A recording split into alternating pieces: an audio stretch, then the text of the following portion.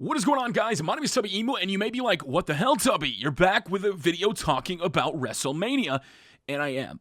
A lot of people have been asking me over the last 6 months, where the heck did you go? Why haven't you been talking wrestling? And there's a simple reason. Over the last couple months, I've taken a step back, and I stopped looking at dirt sheets, rumors, reports, and I started just watching the writing on WWE. Now, unfortunately, this made me come off like a narcissistic asshole who made it seem like I was always right, but instead, it was just me watching the writing, listening to the audio cues from the announcers or backstage segments, and logically coming up what would happen next. Now, because of this, I've kind of used this as a point to prove that WWE isn't necessarily doing anything wrong, or you're just looking at the Hollywood writers wrong. If you keep saying as a WWE fan, the Hollywood writers frickin' suck, and you're only looking at it from a wrestling perspective from back in the day, there's going to be a disconnect.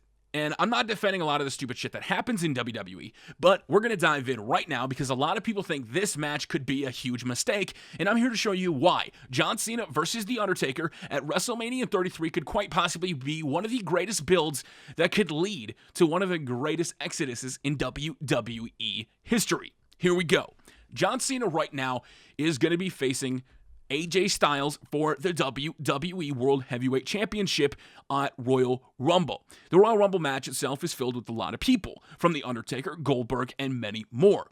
Now, right now, about a month ago, AJ Styles floated the idea of HBK possibly having one final match with him. Now, that's not necessarily out of the ordinary because Daniel Bryan also at one point had this idea floated of HBK versus Daniel Bryan, and nothing came from it. Now, I am basing this on the sole fact that there's two pivots for this story, and one of them is AJ Styles losing to John Cena, and that's exactly what we're going to talk about. So, it does not make sense for AJ Styles to lose the WWE Championship right now, or does it? If you looked at how he's been booked, it's been a very weak build. He's been ushered in with James Ellsworth. He's been kind of shielded by Dean Ambrose a little bit, constantly caught up in the same feud. Then John Cena comes back. What better way than to finally allow AJ Styles, again, take out your love for AJ Styles and his crappy booking or wherever you think he's at, and think about how you can get the AJ Styles you want. To get the AJ Styles you want, or I want, I think he has to have some sort of edge come back to him. Now, in my ideal scenario, this is how it happens. At the Royal Rumble, John Cena is victorious. John Cena wins the WWE Championship for the 16th time.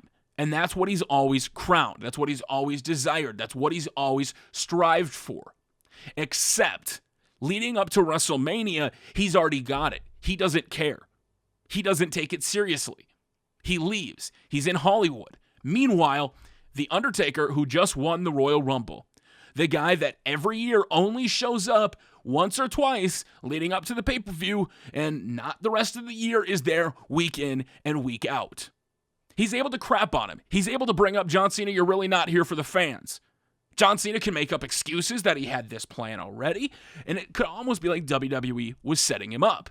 Now, John Cena could be used to kind of tease a heel edge of John Cena.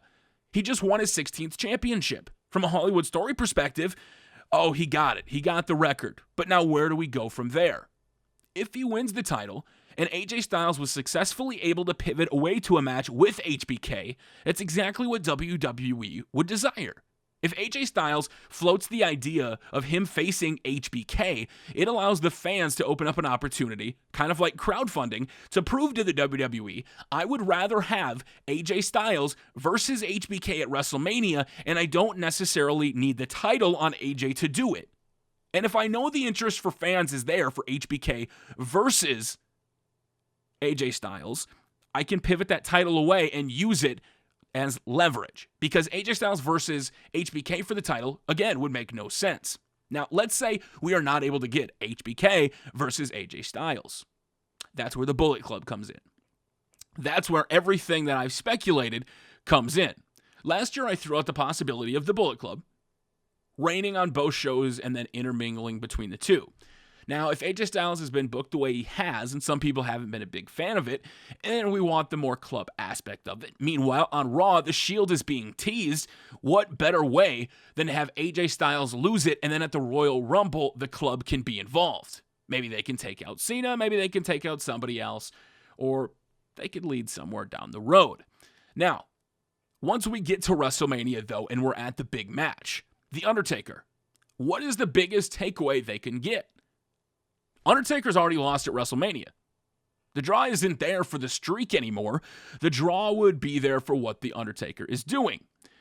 At the same time, Cena and that 16th title reign, as much as we hate it and as much as the people profess they don't want it, what a signal of the times for The Undertaker to be the one, The Rock, the guy that's there, the guy that sets the tone. Meanwhile, John Cena is there via satellite. He got what he wanted. He used the fans. He didn't care. He showed up with his star persona, and he got exactly what he wanted. And that, along with the political spectrum and the wealthy people getting what they desire, is how WWE ties in real life and allows you to relate to it. While everybody else is doing the hard work like AJ Styles throughout the year, a guy like John Cena comes back in and uses his fucking star power to get the main event. That will drive fans crazy. But you need to have a worthwhile pivot for AJ Styles to be able to get there. Now, once we get there, you have John Cena at WrestleMania facing for the title. And you have a lot of different ways you could go. If you see the fans are really loving Undertaker stepping up in the way he has, you can have John Cena be a little bit more heelish. Man, Hollywood's a little bit more important than Raw. My show got 4 million and Raw only got this. What does that do? It allows NBC to leverage their own products. Think about it. If WWE and John Cena sends him out everywhere to help the WWE, what better way than to send him on shows that WWE can cross-compare with the USA Network?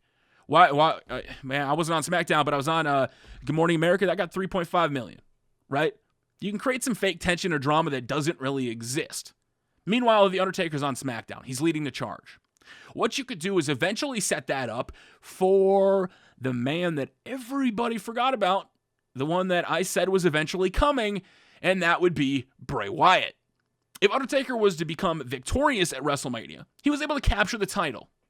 Now, that ends John Cena's 16th title reign. That can send him off, possibly make him come back heelish down the road, and make John Cena kind of squirm and fight from where he is. He's not used to winning.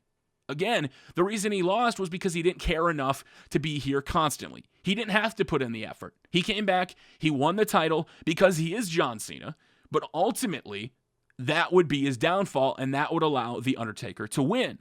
Now you have Randy Orton versus Bray Wyatt, and if that storyline finishes up and Bray Wyatt wins, that sets up Bray Wyatt for a position as Bray Wyatt overcame what he was facing before, and now possibly the face of SmackDown, where The Undertaker could have a feud for a couple months and then eventually drop out of the way.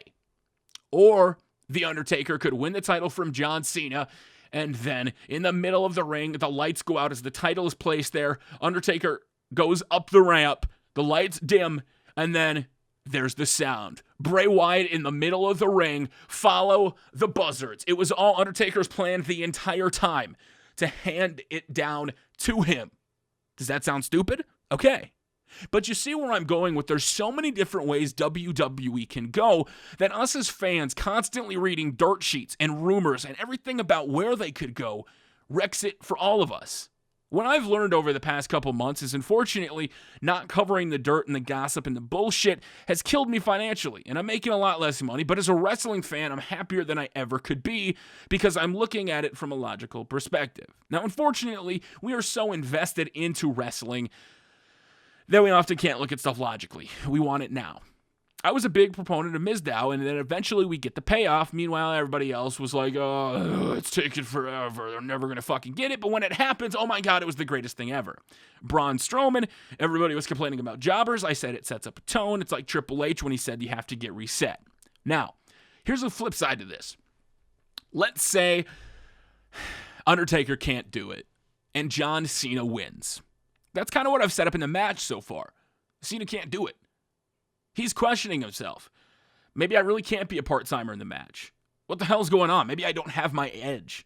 What's it going to take for me to finish off The Undertaker? He's getting more cocky. He's getting more brash. He's getting more heelish in the match. He's doing stuff he normally wouldn't do, which would set the ground for a heel turn. But ultimately, The Undertaker could come out victorious and win the match. Now, if Undertaker wins the match, he could lay down the title, he could retire it, or we could have a tournament that could start the very next night on SmackDown, and that could allow WWE to fill programming for a couple weeks without having to super divest into storylines, but that would be lazy writing. Everything that is happening right now could be tied back in with the club. Say John Cena wins, and like I speculated last year, the club shows up to beat down John Cena, his hashtag beat down John Cena.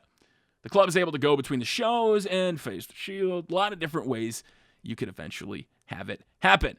But Cena in the middle of the ring beating Taker. He proved that he's a part-timer. He can come and go when he wants. He can do whatever he wants until he meets that one person that wants it and loves it more than him. The one person that's the face of SmackDown. The one person that is going to take over Undertaker's role subtly. You wouldn't even expect it. Bray Wyatt finishes up his trope with Randy Orton, and the man that's going to be there week in and week out and be the face of the show for the next 5 years is able to finish off John Cena. Thus, long-writing storyline closing Bray Wyatt versus Randy Orton, and Randy turning Bray into a main eventer, allowing Bray to break out from the Wyatt family, thinking he needs them to set them on his own for that storyline of The Undertaker and being the guy for the next 5 years. And that all happened just by allowing Cena to get his 16th title reign, the one thing you don't want or absolutely couldn't stand. But it led to something. That's the WWE writer's room. Whether it comes true or it doesn't, it's a lot better to be a fan of wrestling than to, unfortunately, let wrestling destroy your life. Until next time, my name is tubbyemu. Thank you very much, and we will see you all later.